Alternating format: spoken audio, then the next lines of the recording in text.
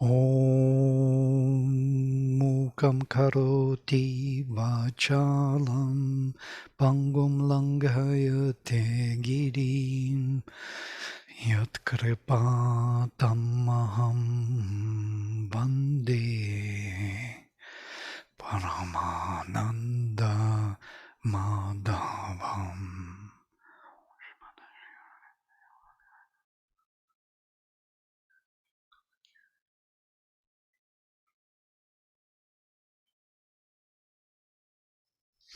All right, 11th chapter is considered to be the central chapter in the Gita, as you know, yes? Vishwarupa Darshana.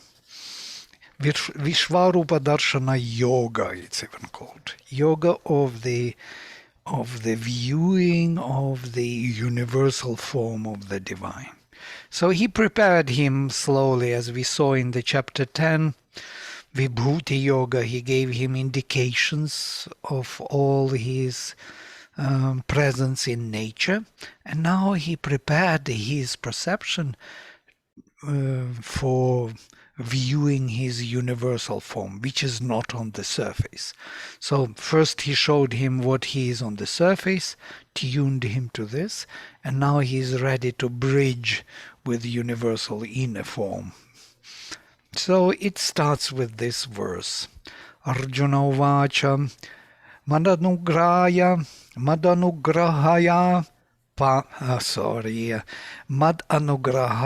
Paramam. What I'm reading.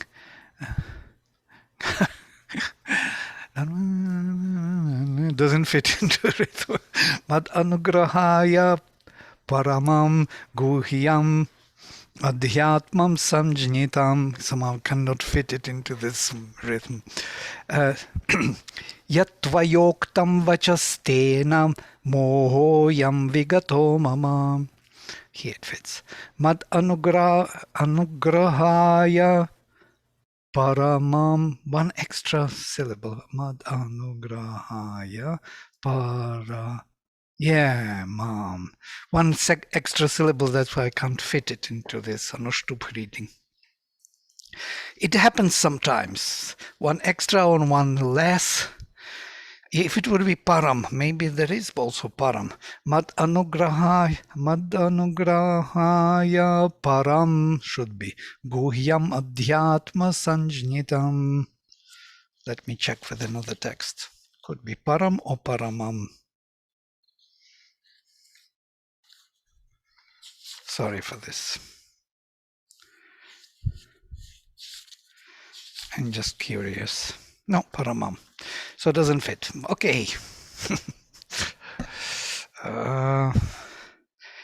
So Arjuna said, Arjuna Uvacha, so for my sake, mad anugrahaya, for anugraha of me, yes? Paramam guhyam, the supreme secret, adhyatma samjnitam, fixed or named as adhyatma, as spiritual knowledge, known as the spiritual knowledge, if you wish. Yatvayoktam vachach, that vachas which is spoken by you, tena, by that, mohach, my bewilderment, ayam vigatach mama, is gone. So all the moha is gone from the chapter number 10. And this is something interesting, because in chapter number 10 we saw how he projected it into the nature. And by that his moha of Arjuna was gone. He already understood that the divine is real, that it is here. So the delusion is dispelled. And there is a footnote for delusion, moha. You know that Krishna is called Mohana also. Mohana means the one who creates the bewilderment, who is always hiding behind things. The illusion which is persistently holds man's sense of and mind, the idea that things at all exist in themselves and for themselves, apart from God. This is Moha. That it exists by themselves they exist, and for themselves, separately from God. Or that anything subject to nature can be self-moved and self-guided has passed from Arjuna away.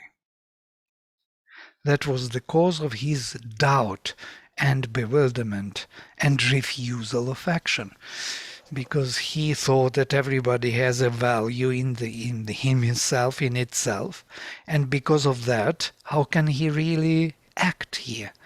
He should be responsible for himself, and he didn't see that the responsibility falls to the hands of the divine, that the divine is responsible for everything here, which is quite difficult to accept when we have such a heavy situation as war.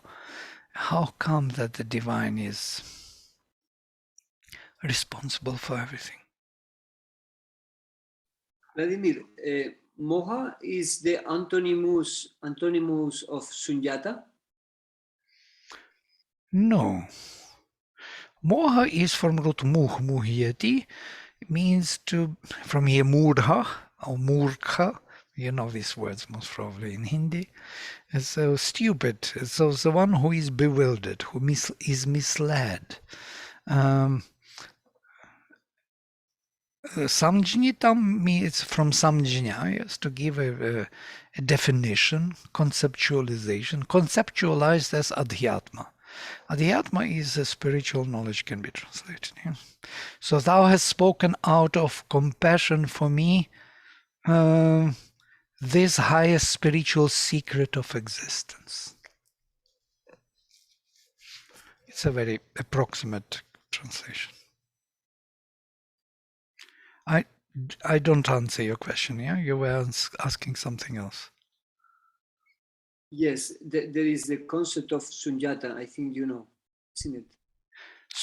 Shunyata. You say it like sunjata. Shunyata. Shunyata is emptiness, yes? Yes. All right. Shunya is the zero, empty. Shunyata is the abstraction. Word means emptiness. That ta suffix is like ness. You know? Shunya is empty, and ta-ness, emptiness, if you will. It could be shunyatvam also. Ekatvam, ekata, yeah? And so. Devata is like deity. Yeah? Ta is in the presence of. No, ta is the suffix of indefinite. It makes it indefinite. Like ship, ness, t, these suffixes in English, like humanity, humanity, oneness, manyness, all these ness, ship, yes, friendship, friendliness, yeah, all these suffixes, they make this indefinite noun, the kind of underlining the quality of the cowness, gotvam, or devata, devatvam, ekatvam, and so on. So shunyata is this emptiness. So shunyata and what did you ask about moha? It's not the same. Absolutely not the same. Shunyata is the emptiness, and moha is the reaction of our consciousness where we see something not in its right context. We do not comprehend where it belongs. We see it, but we comprehend it differently. It's, as Shankaracharya was comparing the stick and the snake. You see the stick and you're afraid that it was a snake, yeah? And it wasn't a snake, it was a stick. This is moha. Exactly this example of the snake is used for explain sunyata. Yeah. No. How can you explain this shunyata here? Yes, because... Well, also totally differently, yeah? Yeah, okay, go ahead. I don't know if I have the enough capacity for explain this concept in English, especially. But When you say moha, I start to think about the opposite of sunyata, because you say you have a relation with an object or phenomena, uh, which you can see this phenomena.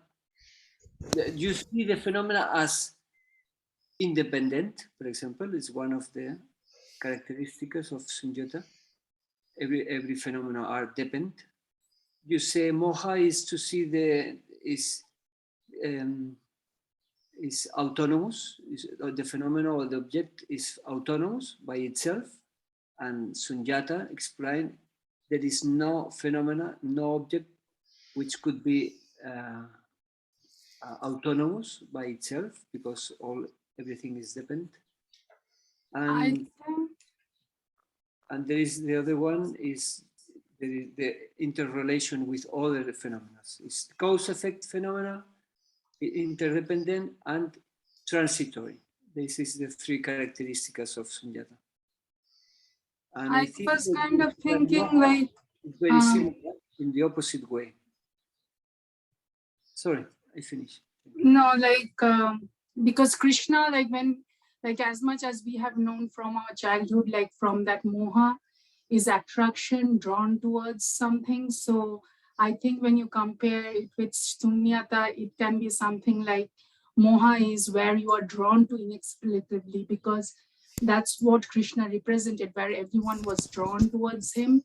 And maybe shunyata is emptiness. So moha is drawing towards life, towards beauty, towards everything, and shunyata is emptiness. So maybe from that context, it can be said as a kind of a opposite kind of a thing, one which is nothing and another one which is filled with joy.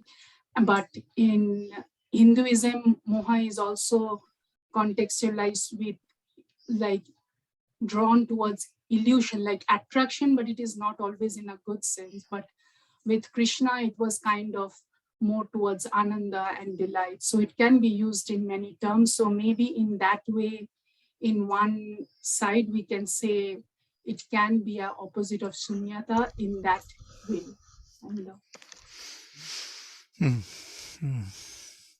Well, this is a big philosophical discussion. Of course, if I step into it, I'm even afraid to start to say anything.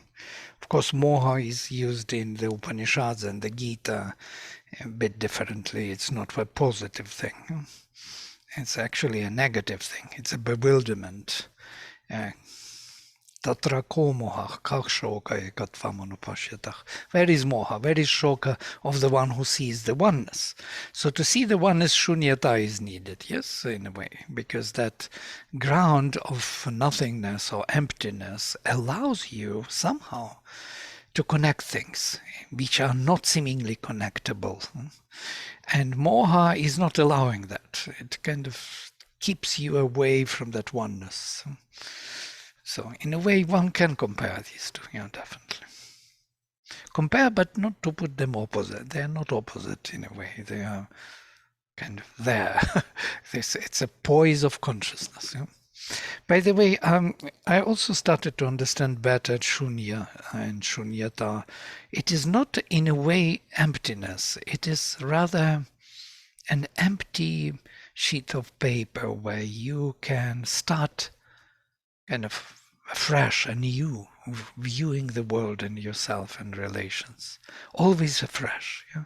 And when you have this fresh look, you can recognize the truth. Because the recognition of the truth is not something fixed. Yes? It has to be dynamically recognized. And for that, that emptiness is needed to allow that dynamism to take place. Otherwise, you will be carried with whatever you already knew from before. So it does not permit us to rediscover the truth, which is so needed. Yeah? So This is why they use the example of the snake. If you don't have sunyata realization, you can't see directly. Your perception are not direct. Then you are confused the patterns of light and forms with image memorized in your Right, time. right. This is why But you it can can be feel a other way move. around also. You could see the snake as as a stick, and you know, there is even the whole story with Tulsidas who was running to his wife through the forest. You remember, beautiful, how Tulsidas became such a great a saint. He was madly in love with his wife, and he was going through the jungle, and he caught the snake, and he thought it was this, you know, creeper, and he pulled and he jumped, and he was kind of disregarding all the dangers in the night in the jungle to come to his wife, and he came through the window or something and jumping into the bed and said, I love you so much, I went through all this to meet with you, to embrace you, so wanted to. And she told him very interesting thing. If you would want the divine that much, you would realize him already. And then he understood. Of course, he lost his wife immediately on the spot. There was no more wife. There was only the divine beloved. So, and he realized the divine. So that so that moha, that disregard, can be also very positive, as Dolan said. So you see, we cannot fix our own understanding only in one way, yeah? As a term which explains something only this way and not other way. It's amazing. It always has to lead us to the truth, and if it doesn't, then what's the point of knowing the truth if it is not leading us to the truth? Yeah, I kind of remember on that, like Yashoda, while she was departing from Krishna, like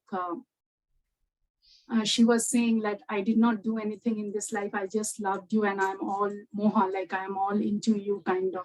Because generally, as you mentioned, moha is used in a negative term, and then Krishna kind of said, but your love is very great because you loved me totally, and through that you reach the divine, like something like that. I don't remember the exact thing. So it can be used depending on what philosophy we are using. So when you said that it can be turned towards a delight, like even like mother said, like to a human being, if you can love totally and unconditionally and give yourself, then you enter that force of the truth of the love, like the origin of love. But generally we can't do it that way because our self comes in the way. There is something about this, what you're saying, interesting, very interesting, that sometimes it's like faith or shraddha or belief is blind, they say, and it is true to a certain extent and must be so. Otherwise, you will never reach, yeah? You will find so many obstacles on the way. So you have to be kind of blinded, disregard them. In the system of occultism, 22 arcanum, maybe you know, in the system of the Kabbalistic approach to knowledge, in the Judaism, Yes, exactly. 21st one, which is the radiation, the Joker. The Joker is the highest realization. And this is something interesting. He disregards the dangers. He is stepping straight into in the open mouth of the crocodile, and he walks as if he doesn't even see crocodile, you know. And he is carrying all these obstacles with him, the chains which are pulling him, and he doesn't even look at those chains. So he is surrounded by dangers, and he disregards them. And he is called the Joker or the Fool. That fool which was around the king always, you know, that fool who was allowed to say the truth. Nobody was allowed to say to the king the truth, only the fool. That is him. It's the highest realization, to behave as if you know nothing, as if you're stupid. Moha, again, stupid, murha. But there is a reason why you behave so. Because you want to realize something of which is far beyond our capacity. It's something interesting. Anyhow, in any culture there is something. In Russian culture there is Ivan Durak, Ivan the Stupid, yeah, who gets all the benefits of realization of the highest. He didn't do anything. He was lazy. All the other brothers, they worked hard. They built everything, and this guy was lazy and this and that. But at the end, he gets the princess, he gets the palace, and everything else. There's something about this bewilderment, yeah, which is playing a different role in occult system. So it has another side to it, not only one side. Yeah. But in our system, murkha and murha and moha is something in the Vedantic system. It is something we have to get rid of this delusion, yeah, that we put onto ourselves. We are all living now in this delusion, yeah. It's some kind propaganda from one side. Everybody has opinions. Opinions are overloading. You just don't know what is true anymore, yeah? Even what you think or feel. So to overcome that moha, you need to have some central establishment in yourself. Shunyata may help, yes. It is an attitude in the mind where mind does not claim any knowledge. Yeah? So it withdraws from claim. Just don't claim. Yeah, just watch and see what happens. It is helpful. These are all instrumental things for the realization of the divine. Or you have psychic drive that which disregards moha. I think the jump from the inner being to the psychic being needs shunyata realization. This is my It can help tremendously. Yeah. And I notice it and also in my life, I must say also that that this, I never could explain what it is, but most probably this is shunyata in that term. That in order to see clearly, you need that beginning. You have to come to the beginning always, to zero. From there, you have to start looking at things. Every time you want to know, really to know or to understand, you have to start from zero. Don't start from some premises or some, so, and then all the knowledge, whatever you had before, will be playing differently. It will come into specific constellation, which will help you to see. Yeah? It's an amazing thing. One has to practice this. Shunyata has to be practiced constantly. Yeah? One cannot just use it as a concept. It's not a concept even.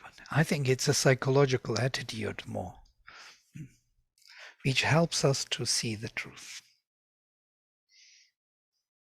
without prejudice, that equanimity, equality, which allows us to see how things relate and without being judgmental.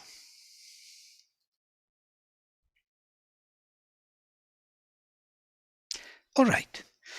So, bhavapiyayau hi bhutanam shrutau vistarasho maya tvattah kamalapatraksha mahatmyam apichavyayam bhavapiyayau hi bhutanam shrutau vistarasho maya. Vistarashach, in detail, by me Shrutao, they were heard of all the beings, the beginning and the end. Bhava apyaya. Of all the beings, the beginning and the end was heard by me. Tvattach, from you. Kamalapatraksha, or as a lotus-eyed. He calls him lotus-eyed Krishna. Mahatmyam apicha, and the greatness of the soul, avyayam, indestructible. I heard it from you. So he heard from him the beginning and the end of all things, and the greatness of the soul, indestructible. And here there is a footnote, the divine conscious soul, All is a yoga of this great eternal spirit in things, and all happenings are the result and expression of that yoga. All nature is full of the secret Godhead and in labor to reveal him in her. But Arjuna would see too the very form and body of this Godhead, if that be possible.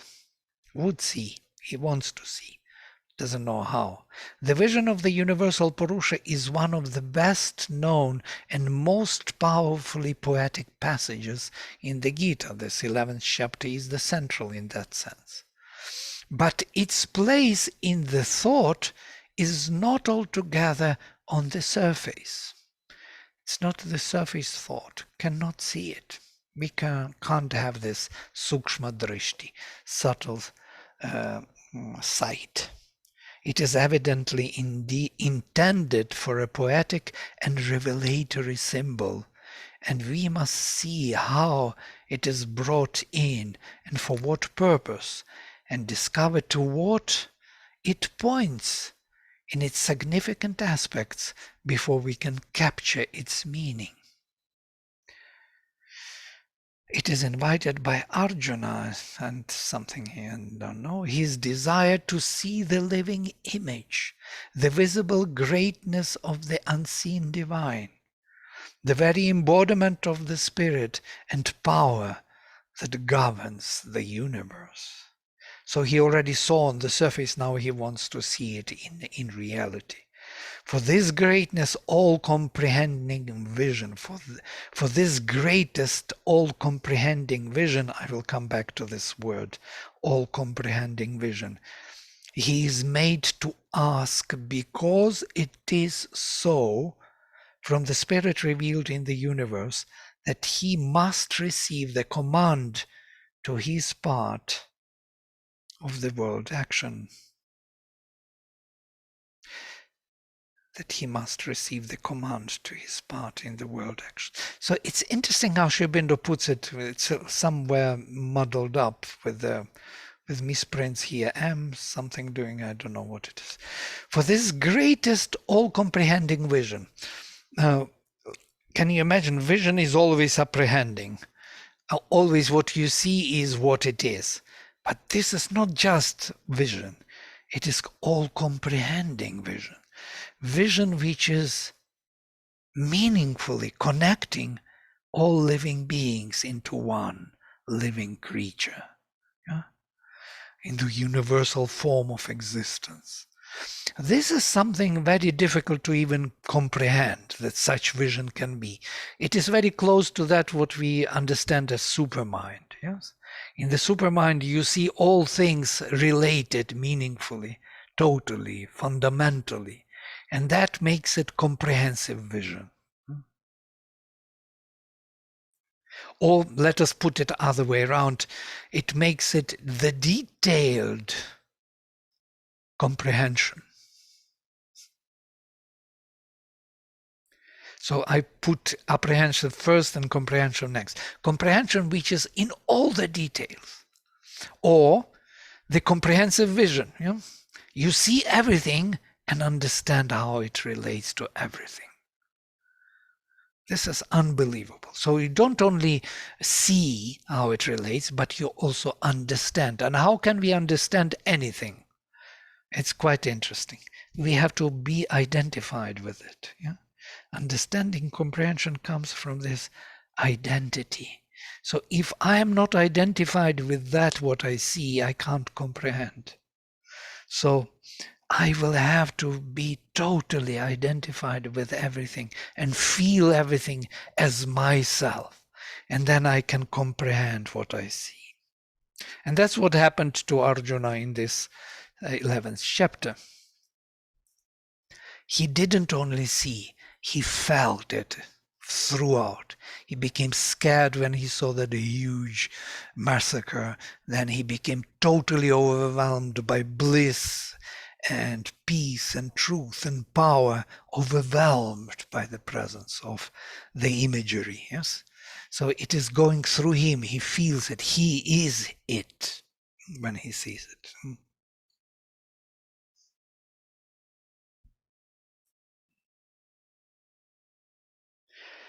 I'm always referring to this apprehensive and comprehensive cognition from the faculties, which is helpful just to understand why Sri Aurobindo is using these words, comprehensive, comprehending, all comprehending vision.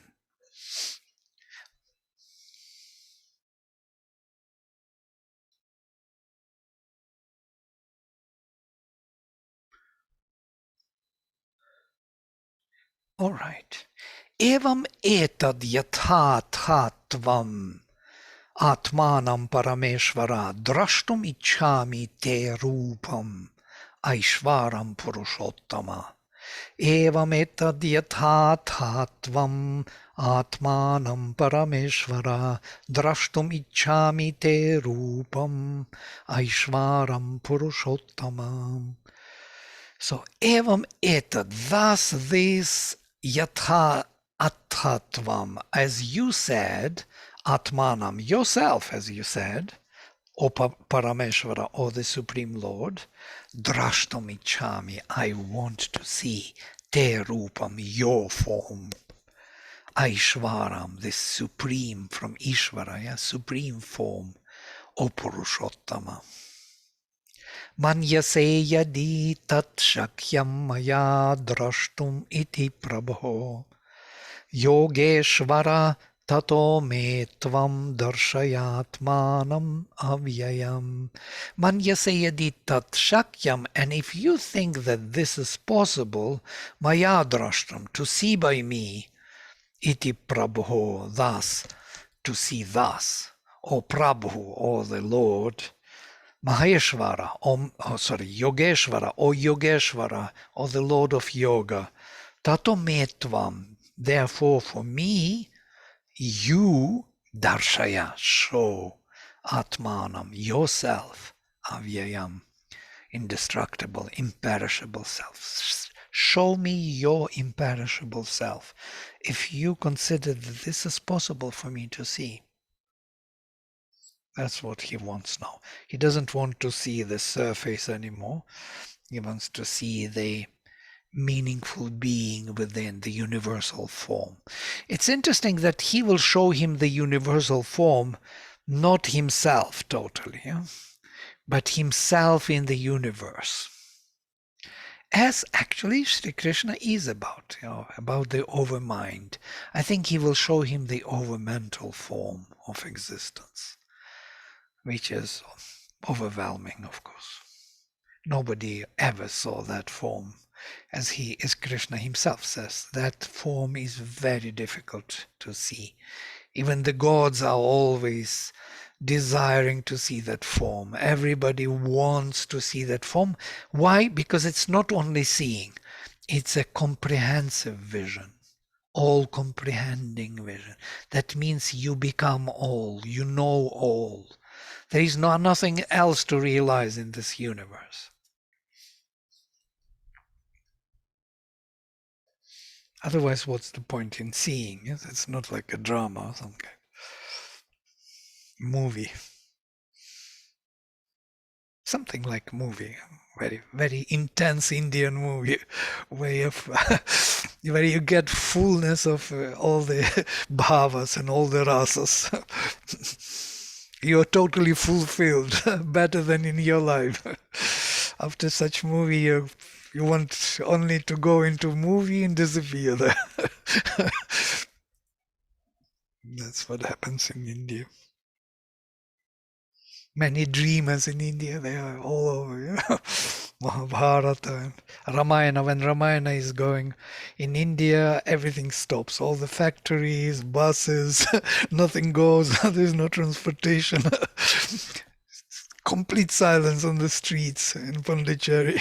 Where is everyone? Ramayana. Okay, It's funny. I love India for that. This is really something. Such a childish, such a beautiful perception of reality, always drawn to the truth inside. Neglecting totally outside everything. And then, Sri Bhagavan Uvacha, Pashya me partha rupani shatashach atha sahasrashach. Look, yeah, behold, Sri Aurobindo translates, Pashya, look, see, me, rupani, my forms, O Partha, shatashach, 100 times, sahasrashach, and 1,000 times, nana vidhani divyani, with all different divine forms, nana varna kritini cha, with different infinite varieties of hues and forms. Yeah, varna akritani, akritini. Akriti is form and varna is color, and nana is different, all varieties, various in shape and hue, thousandfold and hundredfold form. Pashya, Pashyadityan vasun rudran ashvinau marutastatha bahuni adrishta purvani pashya ashcharyani Bharata. So Pashyas, again, behold, see, Adityan, all the Adityas, Vasun, all the Vasus, Rudran, all the Rudras, Ashvinau, both Ashvins, Marutach, all the Maruts, Tatha also, Bahuni, many, Adrishta Purvani, not seen before, Pashya, see, Ashcharyani, Bharata, see my wonders, let us say, Ashcharyani. See my wonders which are never seen before. So in that infinite manifestation in the universal form, there are many forms which were never seen before. Nobody saw them before, they even do not know how to name them, how to call them, how to experience them, but they are there. And the divine may reveal them to you and show them. Maybe in the future they will have their chance to come into existence, but they are already there, waiting for their for the will of the divine to engage them into manifestation.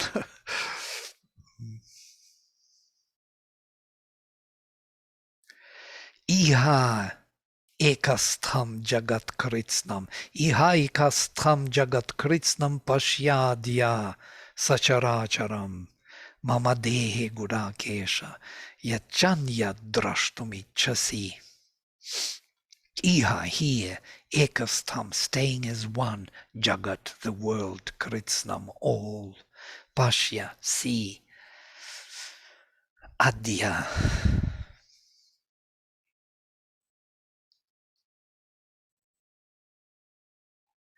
Today, adya. It could be also adya, but no, adya, today, sacharacharam. Today see this world moving and with movement and not moving, moving and unmoving, both parts of it. Mama dehi, in my body, Gudakesha or Arjuna. Yachan yadrashtumichasi, what else would you like to see? And whatever else thou willest to see. So whatever you wish to see, you will see. It's another form of this comprehensive vision, that if you want to see in that state of consciousness of Sukshma Drishti, you may see what you will to see. I want to see what will happen in 10 years with me or with my friend. Yeah? Boom, you see it. This is like Trikala Drishti or something. Oh.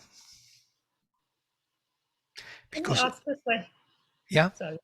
Go ahead. What is the meaning of Gudakesha? It's a kind of Gudakesha is the name of Arjuna. Guda is usually this, yeah. Kesha is hair. Guda Kesha is some kind of with Guda. We can look into the dictionary. I think it is that, simply to say. I do not know why Arjuna is called Guda Kesha. He is actually Kshatriya, not Brahmin. Let me see. I will open this dictionary. Huh? Because he had curly hair. I don't think it is curly. Maybe Brahmin from inside. Yeah, this is good. Maybe Brahmin from inside. Nice. Because like the way they were like. They say thick hair, thick, with thick hair, but the hero. So we do not know really.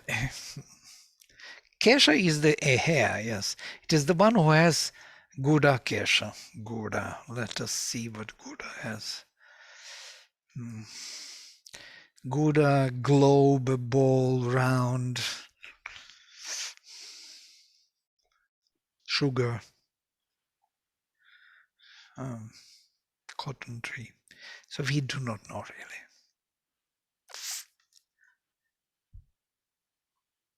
Because in the movie, they show him with very curly, long, thick hair. Could be. All the princesses. Maybe that's how they understood and show him in the movie in that way. As made him Guda Kesha, really. So,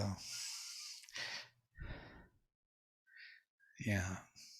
Guda is round, so I thought it is like put in the round form. Yeah? Guda is also like a ball. They were playing ball in Guda. Yeah? Gola also. Gola, Guda, they are kind of related, these words. Yeah, you know Gola. Round ball.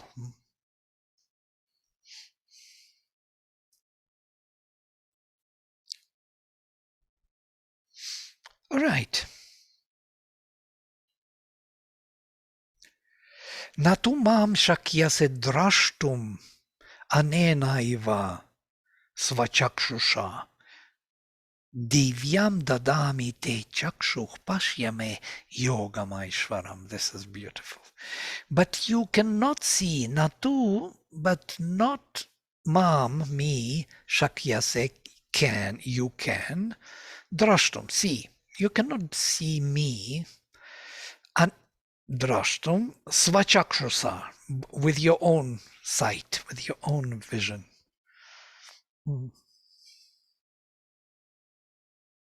By this, your vision, yeah, so to say. By this vision you have.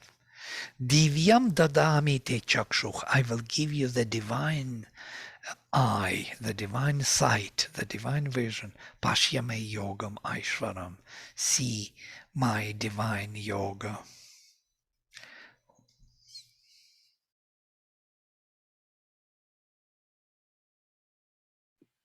Vladimir, it says Arjuna is known as Gudakesha because he's the conqueror of sleep, or the person who has conquered sleep. Yes, that's what I thought it meant, but I kept quiet because I was not sure. I can't figure out from the words that it means this. Yeah. Yeah. But he was a conqueror of sleep. He never slept.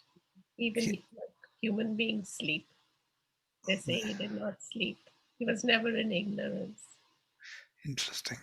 Maybe, but Kesha is hair. Yeah.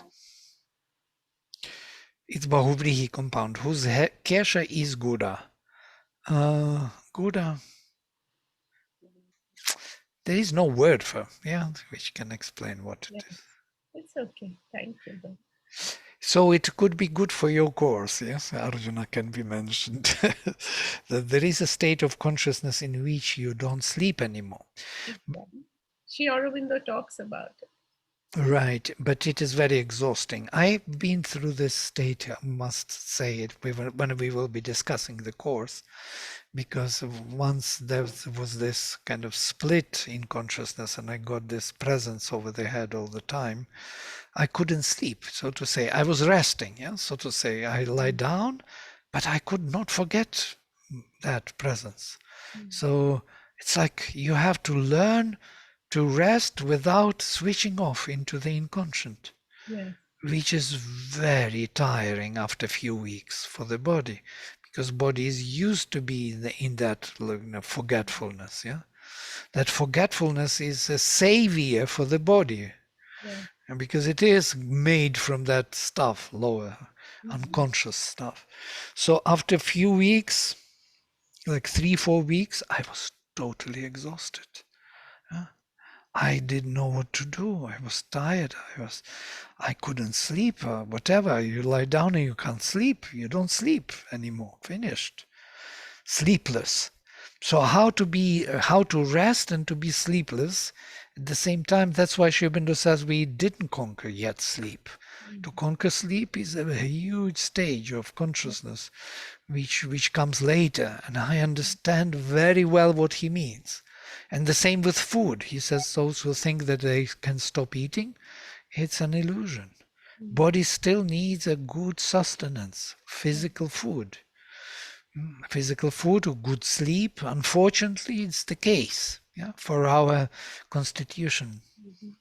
Of course, we want to get rid of these too, and many more things: food, sleep, also entertainment. You know, what is entertainment? Is to become unconscious again. Yeah, to give your consciousness awareness away to something. Yeah, to rest and not to be constantly aware what is going on within you. So we are weak beings. We don't have the instrumentation yet. But we are looking for it, yeah, still.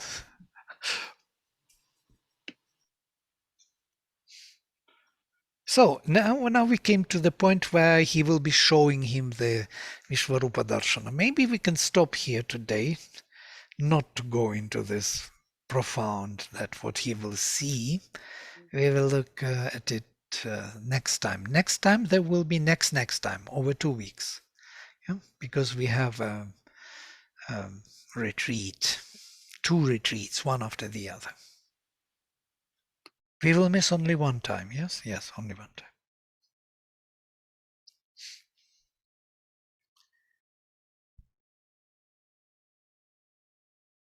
Okay, I can one read. Sanjaya Uvacha. Evam Uktva, having said so, Tato Rajan, thus or afterwards, Rajan or king. That is Sanjaya speaking to, as you remember, Dhritarashtra, who is blind king. Standing, he listens to him. Maha Yogeshvaro Hari, Hari Vishnu, the Lord of the great yoga, Darshayam Asa, showed Parthaya, for Partha, Paramam Rupam Aishvaram, the supreme form of the Lord. And then it will start. Aneka Vaktra Nayana. The Anektra, it will be like Purusha Sukta, yes? Something with many eyes and mouths and legs and forms and so on and so forth. He will reveal this Purusha form in the universe. Okay, we stop here. That would be lovely. To continue next time. It's from this verse we start seeing his form. Or shall we go into his form already, since we're here? Maybe a few verses. It's tempting. Aneka Vaktra Nayanam, Aneka Dbhuta Darshanam, Aneka Divya Bharanam, Divya Neka, Neko Dya, Dhyata Yuddham, Udyata Yuddham. This is all one big sandhi. Aneka Vaktra, with many faces, Nayana, eyes. Aneka adbhuta darshanam, with many marvelous appearances. Aneka divyabharanam, decorated, having beautiful divine garments. Divyaneka udyatayudham, with many divine weapons ready to be used. So this is him, Aneka, not one, many. Okay, we will continue next. Number 10, from number 10. So if you have some ideas, questions, you can share. Yeah, otherwise we will round up. Most probably Siegfried has some ideas. Usually he has.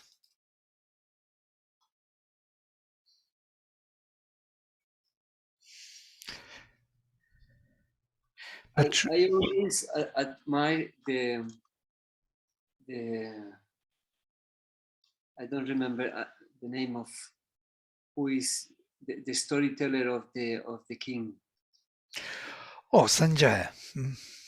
I always admire, because it's like the clarividence and the capacity of the rhetoric illustration of the expression. Now he's speaking and others is speaking. I think this is superb. Maybe he's Krishna. Maybe. In a way, yes, definitely. Who could else speak what Krishna said? Yes.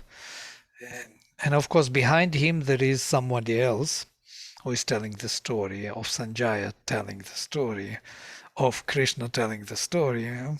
So this is Vyasa tells the story. Actually, the whole story is told by Vyasa, how Sanjaya sees Krishna, how Krishna speaks to Arjuna. So it's the whole kind of story within the story within the story. It's very beautiful. Many layers, and the king, the blind king. All the storyteller is for a blind king. Mm-hmm. The ignorance, no, it's the ignorance. Absolutely. The wisdom, the luminous wisdom, the knowledge, the inspiration, the beauty. Yeah. That king, the Dhritarashtra, is kind of interesting, yeah, in a way. He was blind, really. He made many mistakes, but at least he was blind. You can blame on that, yeah. But something in him was also blinded inside. He couldn't see certain things, certain qualities. He was very subjective in certain ways, very egoistic and so on. But nevertheless, he had this wife, Gandhari, who was so dedicated to him. You know, when she had to marry him and she found out that he was blind, she said, okay, if he is blind and he cannot see my beauty, she was very beautiful, poor princess. She said, okay, I will put the what do you call it? Blindfolding. Yeah, I will be also blindfolded. I will never see him in my life, and nobody else. Since he is blind and I'm to marry him, I will be also blinded. And see, she put this, and she was always blind. She never took off that thing till the end. So this is a power. The power of that woman was so strong, Dharma, that she could even kill the Krishna. She could kill Krishna with her curse, because Krishna destroyed all her sons, and she cursed Krishna that you will die. You know, with the power of my dharma as a wife, I curse you to die. Can you imagine? And they rushed to Krishna and said, she cursed you to die. He said, she speaks with my word. He was ready to go already. So she fulfilled his mission. He had to be cursed to go. It's amazing how everything comes together in these stories. Stories within the stories, they build all those subtle relations in your mind. They become part of your identity, of your way of thinking about life. So many ideas. It built the whole nation, I think. These two stories, Ramayana and Mahabharata, they really framed, the whole psyche of India. Such great heroes. We don't have these heroes anymore who could give their life like Karna. He gave his immortality. He was so generous. Or Bhishma, he revealed the secret of his death to his enemy to be killed. This nobility you don't have anymore. People are small. We entered into Kali Yuga.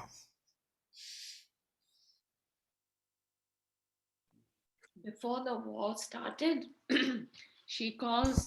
Gandhari calls Duryodhan and she tells him, take a bath and come before sunrise.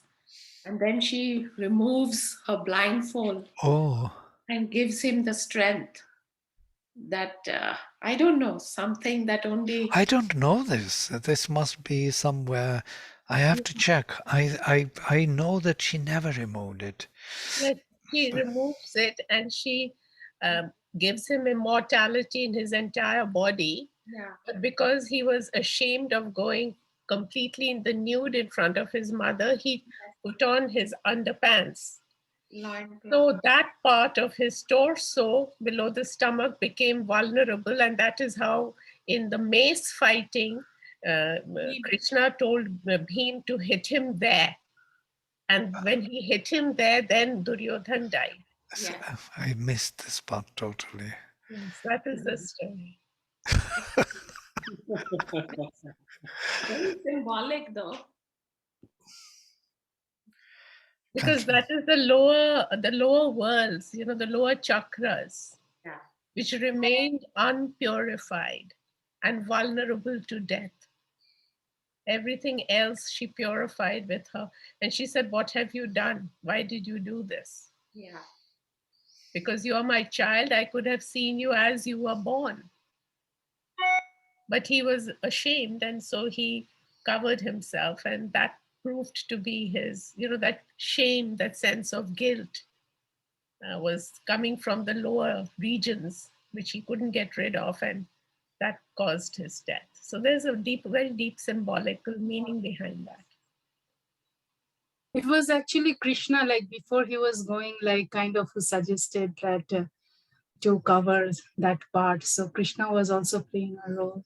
Yes, Krishna, of course, knew the whole thing. It was all his will. Yeah. Amazing. Yeah. So, and then she put back, that was the only one time that she did this for her son. Yeah. And then the last time when she cursed Krishna, that's the time she took it off again. Oh. And the power from her eyes, the spiritual power was so strong that whatever she spoke realized itself. So that's when she cursed Krishna. She took off that blindfold, and she said, She was Well, a very great sage, no? who? This Didn't he? Gandhari. Oh, Gandhari, yes, definitely. Because of this, what she did with her marriage. She was pure and she did such a dharmic, powerful action. She accumulated a lot of tapasya and punya, and so all that could be used as force. But unfortunately, she used it as force, yes. But, well, it was her purpose. She's fulfilled her purpose. Yeah. I have to check with the text. I'm interested now. Now you made me curious. I want to check with the original, because in the movies they add things. They make it beautiful, and there are many versions of Mahabharata. Yeah. Like Ramayana, Tamil Ramayana, this Ramayana, that Ramayana, Tulsidas, and so on. There are so many Ramayanas, and And there is always some element which is so beautiful that you can't but bring it to the fore more, you know. So because it explains much easier for people to really see it and understand what. How else would you explain that this was the power? Yeah, you remove it and you see, and that brings the power of the expression. I want to see how it is in the text. It could be variation, doesn't matter. Matters that happens. If you I've find seen. a variation, please share. Yes, definitely. I'm always looking for the variations. They're so in Ramayana so different. So many things are different and beautifully different. Yeah. So. And Mahabharata, I don't know so well. Yeah? I didn't watch all the movies. I watched some of them. They're so well made. You can't just get mesmerized, you know. But there are too many of them, like hundreds and hundreds of. We never missed a single episode. Like we just put everything aside and sat and just saw it. The whole country shut down every Sunday. Nice. Yeah, I understand that. Great. Okay, so I will close with mantra. Om Sarve Bhavantu Sukhinaha Sarve Santo Niramayaha Sarve Bhadrani Pashyantu Ma Kaschit Dukha Bhag Bhavet. Om Shanti Shanti Shanti.